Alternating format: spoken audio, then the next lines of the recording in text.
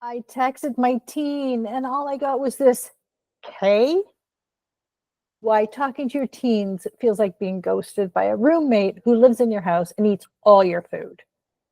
Hey, welcome back to another episode of Parenting Teens Advice Redefined for Today's World, the podcast where we tell the truth about raising teens and laugh at the madness and remind ourselves that parenting isn't about perfection, it's about presence and vodka, maybe. I don't know. Do we edit that?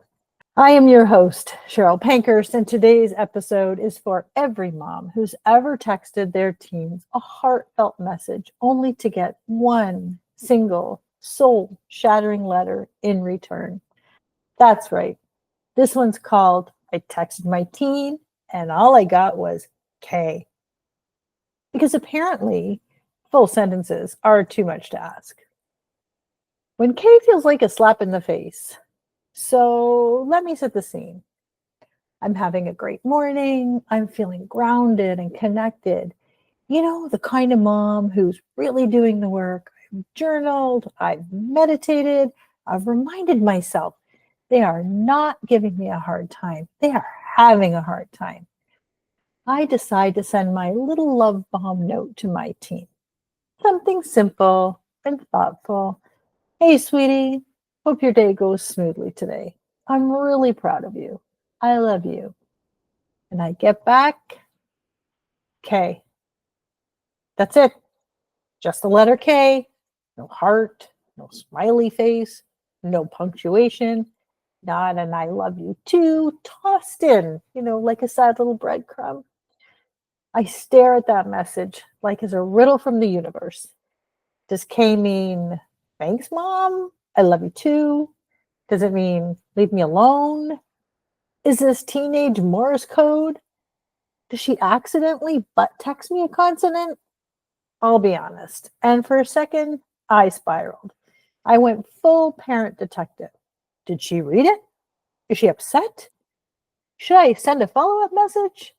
Should I just show up at school with cupcakes and a therapy dog? Listen, the texting game with teens is wild. I've had entire conversations where my teen says, NM, after which, of course, I had to Google. NM, like no milk? Oh, never mind. Or IDK, or fine.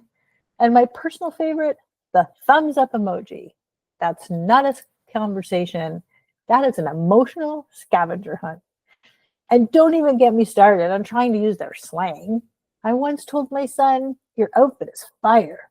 And he looked at me like I just said I was on TikTok with Snoop Dogg. Apparently, you're not allowed to say fire or slay or vibe check. One time I even used the word drip, and I was asked to please stop parenting in public. I mean, truly, talking to your teen is like being ghosted by your own roommate who eats all your food and shares your DNA. But here's where it gets to be funny. When we stop trying to be cool, and when we let the awkwardness live in the room, something magical starts to happen. Here's what I've learned. And I'm not just speaking as a coach, but as a mom who's been in the K-text trenches. Our teens are not being rude on purpose. They're not out to hurt us. They're not sociopaths with a vendetta against proper texting etiquette. They're just overwhelmed. Their brains are literally rewiring. They are managing hormones, social anxiety, identity crisis, math homework, what Jessica said about them in gym class, every single day. Sometimes they just don't have the capacity for warmth.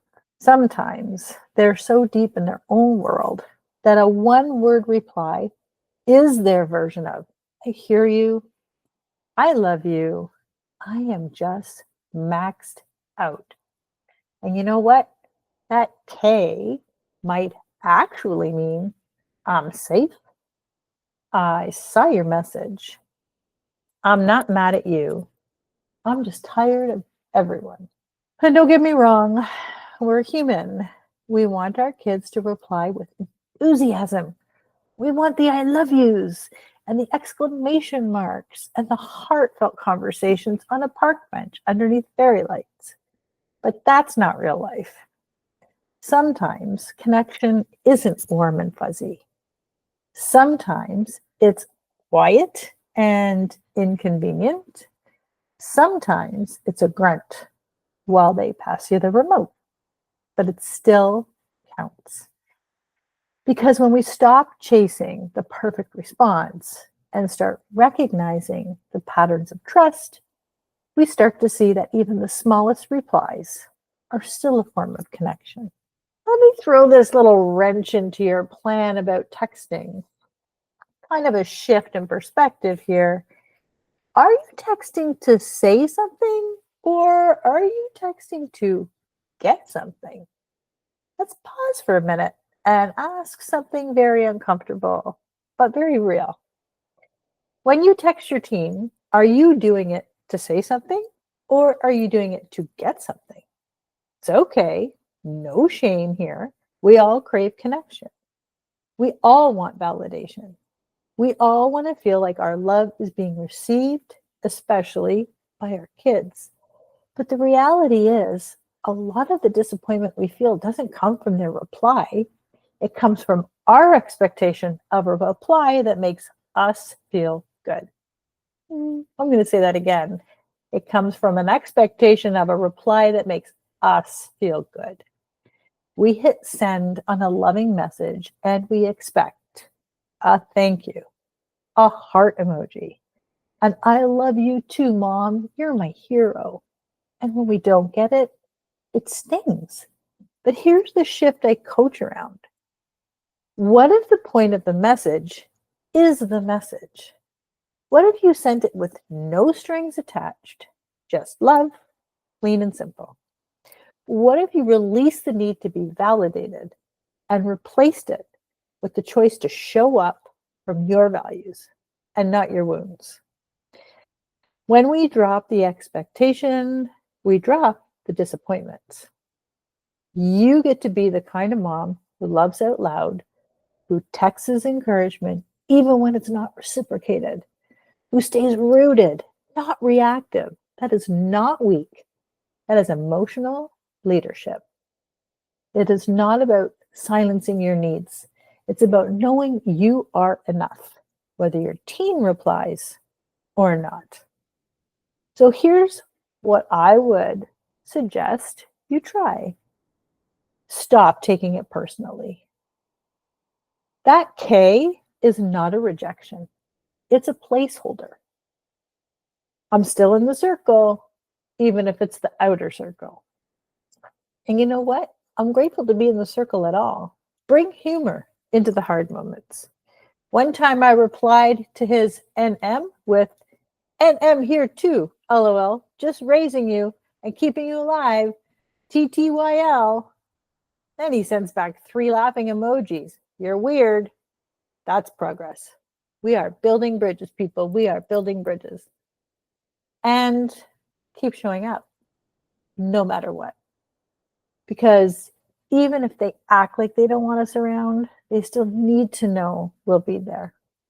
Not only when they're chatty, but when they're silent, when they're snappy, when they've only got one-word replies in their emotional bank account. So go from K to connection. To the mom who is out there, who feels ignored. To the mom whose kids only text back when they need money or a ride or their gym shorts dropped off at school.